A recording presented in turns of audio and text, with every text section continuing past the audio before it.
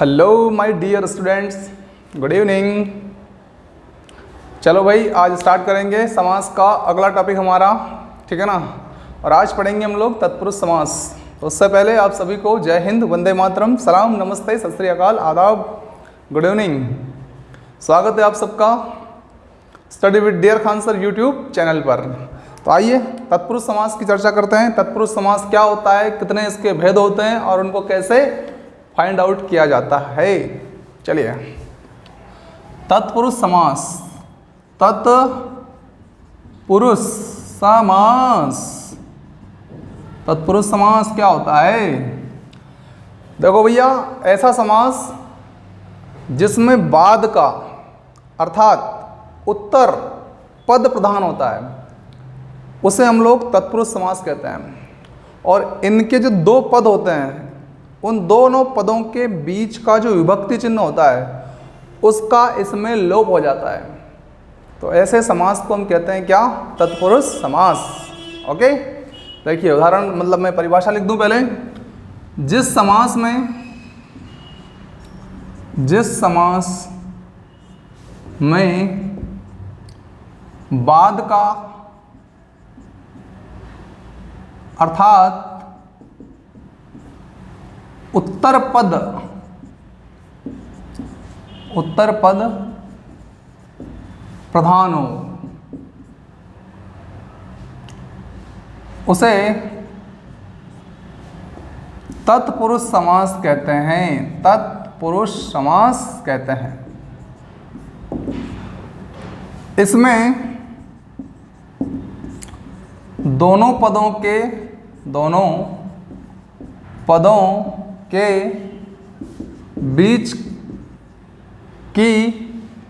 बीच का विभक्ति चिन्ह,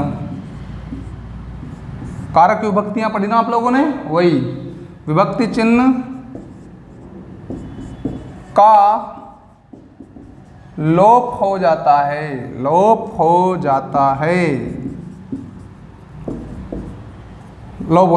ठीक है ना भाई। विभक्ति चिन्ह का, दोनों पदों के बीच जो विभक्ति चिन्ह आएगा उसका लोप हो जाएगा, उसको बोलेंगे हम लोग क्या? तत्पुरुष समास। देखिए उदाहरण के तौर पर समझते हैं। जैसे राजा का पुत्र, तो अब ये का है जो क्या है? विभक्ति चिन्ह है, राइट। तो इसका लोप हो जाता है इसमें। तो यहाँ लिख देंगे हम लोग क्या? राजपुत्र। क्या लिखेंगे? राजपुत्र। इसी तरह से गगनचुंबी, तो यहाँ होगा इसका विग्रह गगन को चूमने वाला। तो दोनों पद देखो, गगन और चूमना, और इन दोनों के बीच का जो विभक्ति चिन्ह है ये इसका क्या हो गया? इसका लोप हो गया और बन गया क्या? गगन चुंबी। ठीक है ना। बहुत सारे ऐसे उदाहरण हैं जिनमें क्या होगा, सब में कोई ना कोई विभक्ति चिन्ह का लोप हो जाएगा। ठीक है।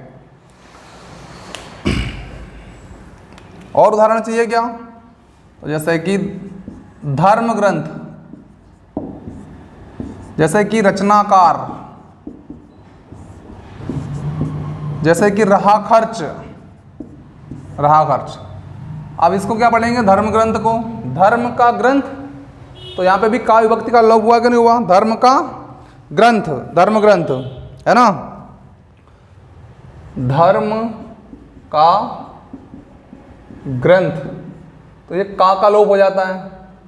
रचना को करने वाला, रचनाकार। रचना को करने वाला क्या कहलाएगा? रचनाकार। रचना को करने वाला।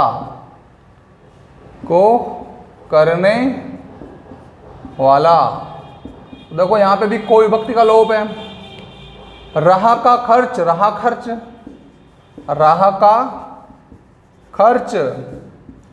खर्च, ये का लोप हो गया यहाँ पे भी, राइट। तो इस प्रकार से एक बात तो ये ध्यान रखनी है कि ऐसा समास जिसमें दूसरा पद प्रधान हो, ठीक है ना, और विभक्ति चिन्हों का लोप होता हो। दूसरी बात यह है कि विभक्ति चिन्हों का लोप होता हो, वहाँ पर होता है हमारा तत्पुरुष समास। ठीक है ना। अब एक राज की बात बताते हैं आपको कि दूसरा पद प्रधान है ये कैसे पहचानेंगे हम, ठीक है। जैसे हमने पिछले समास में आपको बताया था कि कैसे पहचानते हैं अव्ययी भाव समास को, कि पहला पद प्रधान कैसे होता है, ठीक है। इसी तरह से यहाँ पे ध्यान दीजिएगा, तत्पुरुष समास हम जब इसके अलग अलग भेदों को पढ़ेंगे तो वहाँ पर आपको एक बात ध्यान रखनी पड़ेगी, सभी भेदों में लगभग दूसरा ही पद क्या रहेगा, प्रधान रहेगा, ठीक है। अब उसमें क्या होगा, उसमें यह होगा कि आपको जो उत्तर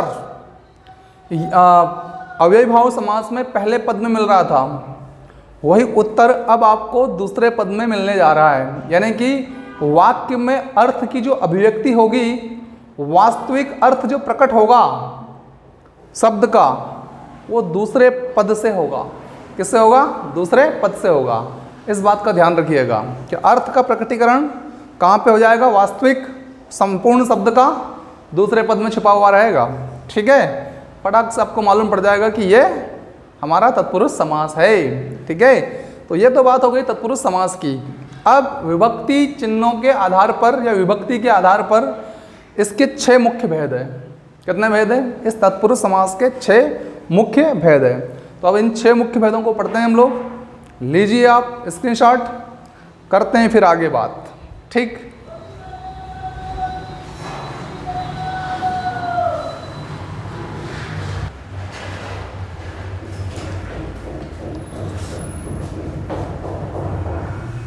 तो देखिए, कर्म तत्पुरुष की बात करेंगे। कर्म तत्पुरुष क्या होता है, वास्तव में कर्म तत्पुरुष में कर्म कारक की जो विभक्ति होती है, कर्म कारक की विभक्ति कौन सी होती है भाई, को, राइट। तो कर्म कारक की विभक्ति को का लोप हो जाता है। जिस तत्पुरुष में कर्म कारक की विभक्ति को का लोप हो जाता है, को का लोप हो जाता है, उसे हम क्या कहेंगे, कर्म तत्पुरुष कहेंगे उसे, ठीक है ना। इसमें कर्म कारक की विभक्ति को इसका लोप हो जाता है, ये खत्म हो जाती है। जब समस्त पद बनता है ना तो ये खत्म हो जाती है, विग्रह करने पर उत्पन्न हो जाती है ये विभक्ति चिन्ह, ठीक है ना। ओके, का लोप हो जाता है, उसको कहते हैं क्या, कर्म तत्पुरुष, ठीक है ना। देखो यहाँ पर अपन ने विग्रह कर रखा है एक तरफ, और एक तरफ का जो उदाहरण दिया है वो समस्त पद में दिया है, ताकि दोनों तरफ से समझ में आपको आसानी से आ जाए, ठीक है। चलिए देखिए, गगन को चूमने वाला। तो अब देखो अपने को क्या बोलना है, यहाँ पे करना क्या है कि विभक्ति को का लोप करना है इसमें, तो इसको हम लोप कर देते हैं, गगन को चूमने वाला, को का लोप हो जाएगा। आप देखो तो यहाँ पे लिखेंगे हम गगन चुंबी, क्या लिखेंगे, गगन चुंबी, राइट, हो गया लोप। यश को प्राप्त, को लोप कर दीजिए और हो जाएगा यश प्राप्त, यश प्राप्त, ठीक। चिड़ियों को मारने वाला, फिर को का लोप करते हैं, चिड़ीमार हो जाएगा। यहाँ पे क्या हो जाएगा बेटा, चिड़ीमार, ओके सर, चिड़ीमार हो गया।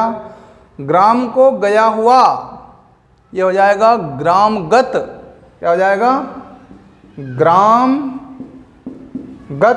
ग्रामगत, ग्राम को गया हुआ, ग्रामगत, ठीक है ना। को का लोप हुआ कि नहीं हुआ बेटा, हुआ सर। रथ को चलाने वाला, रथ चालक, रथ को चलाने वाला, रथ चालक, ये हो गया रथ चालक। को का लोप हो गया ना यहाँ पे भी। जेब को कतरने वाला, सर इसको तो हम जानते हैं, ये तो जेब कतरा होता है, बस यही तो पता करना है आपको, जेब कतरा। को का यहाँ पे भी क्या हो गया बेटा, लोप हो गया। देखो ये को विभक्ति का लोप सब जगह हो रहा है कि नहीं हो रहा है, यस सर हो रहा है, ठीक। अब आपको देखो मैं बताता हूँ कि सेकंड पद जो है वो प्रधान कैसे हैं, ठीक है ना। यहाँ पे समझ सकते हैं आप लोग। देखो गगन को चूमने वाला, अब ये गगन शब्द लेते हैं, इसको चूमने वाला को गगन, अब मात्र गगन बोलो तो ठीक है भैया, आकाश होता है, लेकिन वास्तविक अर्थ कहाँ छुपा हुआ है, सेकंड वाले भाग में, सेकंड पद में, चूमने वाला। गगन क्या, अरे उसको चूमने वाला, चुंबी, गगन चुंबी कहेंगे उसको, गगन को जो चूम ले उसको बोले चुंबी, गगन चुंबी कहेंगे उसे, ठीक है। ऐसे चिड़ी को मारने वाला, अब मात्र चिड़ी शब्द, चिड़ी मार शब्द है, और चिड़ी और मार दो शब्द है मेन। तो चिड़ी मतलब चिड़ी, सिंपल चिड़ियाँ जो होती है वो, लेकिन एक नेक्स्ट कि भाई उस पर क्या छिपा है उसमें, तो मारने वाला छिपा है उसमें, चिड़ी को मारने वाला। तो वास्तविक अर्थ का जो प्रकटीकरण होता है वो वास्तविक प्रकटीकरण सेकंड वाले भाग से होता है। चिड़ी को मारने वाला, चिड़ी मार। रथ को चलाने वाला, एक तो को विभक्ति का लोप हो रहा है, उससे पता लग रहा है कि ये कर्म तत्पुरुष है, राइट। और दूसरा कि इसमें सेकंड वाला पद जो है वो प्रधान है, उसके कारण अर्थ में वास्तविक प्रकटीकरण देखने को मिल रहा है। ठीक है, ठीक, आगे और समझ में आ जाएगा आपको। देखो, परलोक गमन, परलोक गमन, परलोक को गमन या गया हुआ, परलोक को गया हुआ या परलोक को गमन कर सकते हैं, विग्रह करते हैं तो परलोक को गमन, जो परलोक गया हुआ है उसको बोलेंगे परलोक गमन। तो देखो ये आ गया कि नहीं, को आया, ठीक।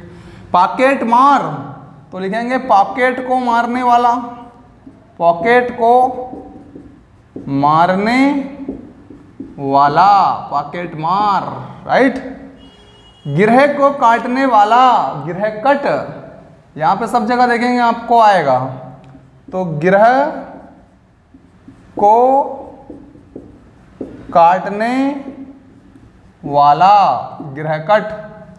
सिर को तोड़ने वाला, सिर को तोड़ने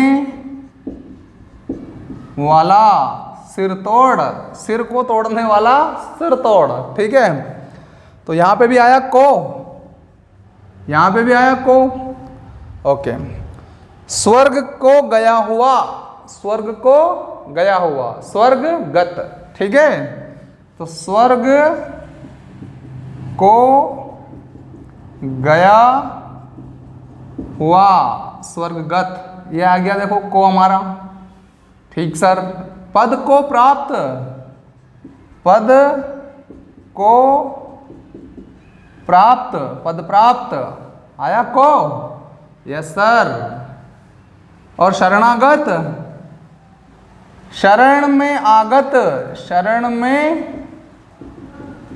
आगत यानी कि शरण में आया हुआ, शरण को आगत, सॉरी, शरण को आगत, शरणागत आ गया को, यस सर। कट को फोड़ने वाला, कठ को फोड़ने वाला, देखो ये आ गया को। तमाम जगहों पर सेकंड पद की प्रधानता आपको देखने को मिल रही होगी, ठीक है ना। कैसे, देखो पॉकेट, पॉकेट मतलब सबके पास जो पॉकेट होता है, लेकिन ये स्पेशल व्यक्तित्व है मारने वाला, पॉकेट मार है ये, ठीक है ना। तो मार शब्द से हमें क्लियर हो रहा है कि ये तो मारने वाले की बात कर रहे हैं, पॉकेट को मारने वाले की बात कर रहे हैं। वास्तविक अर्थ की जो अभिव्यक्ति है वो सेकंड वाले भाग में है, राइट, ओके सर। परलोक गमन, परलोक, परलोक परलोक परलोक, सिंपल बात हो गई पर, लेकिन क्या बात है भाई, वहां जाने वाले की बात हो रही, कोई परलोक गमन कर गया, ठीक है ना। तो सेकंड वाले भाग में हमारे वास्तविक अर्थ की अभिव्यक्ति छिपी हुई है, ठीक है। और उदाहरण देखते हैं, लीजिए स्क्रीनशॉट और करते हैं हम आगे बात, ठीक है।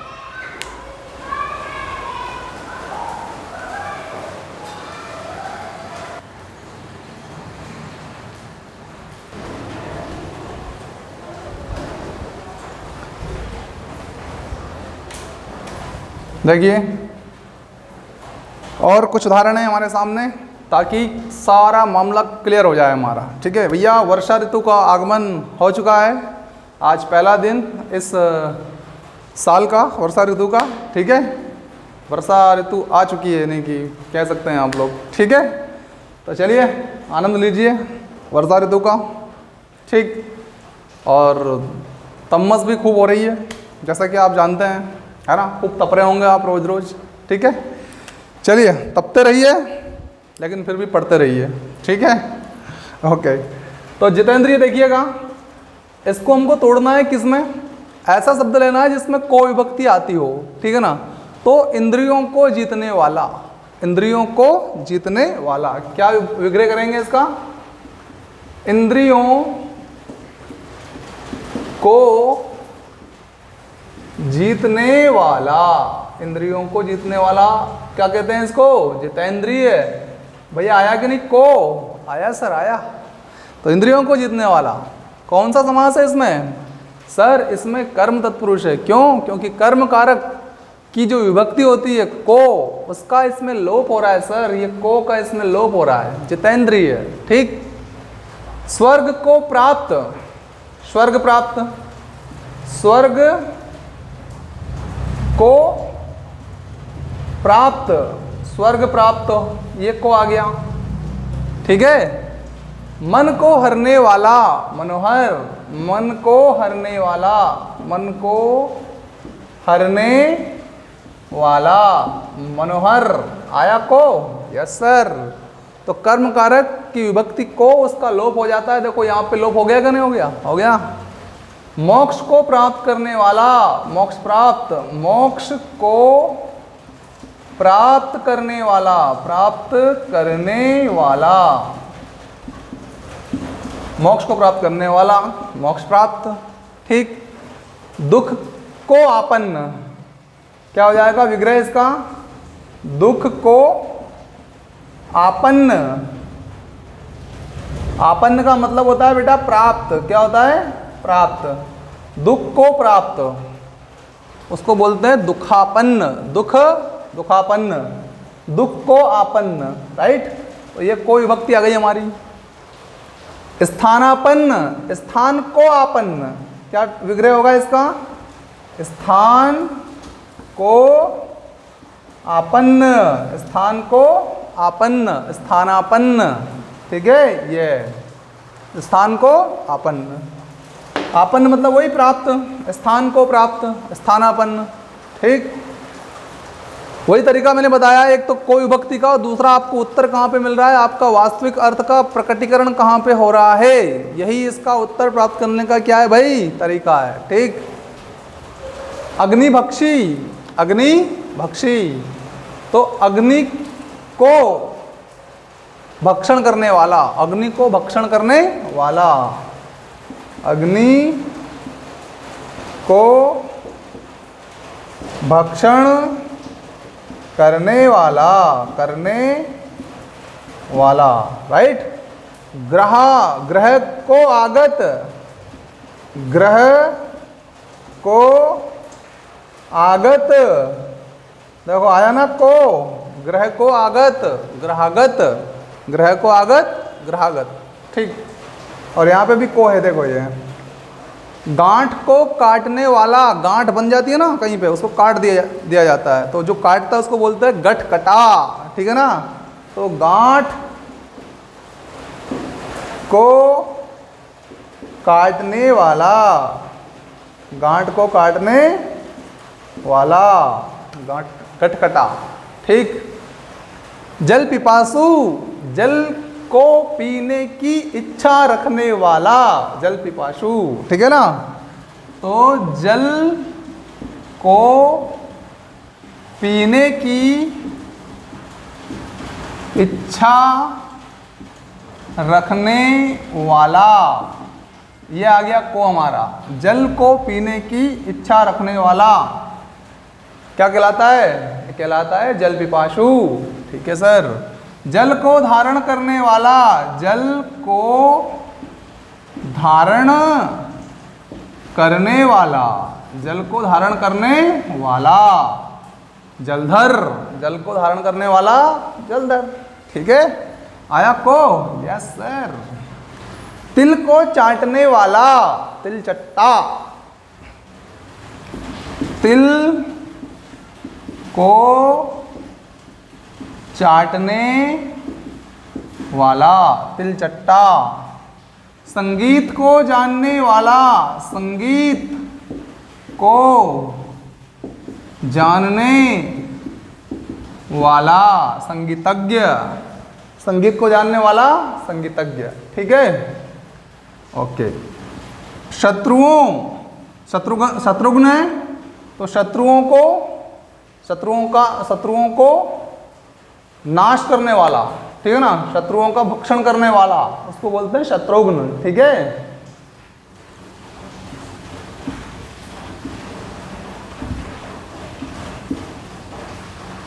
शत्रुओं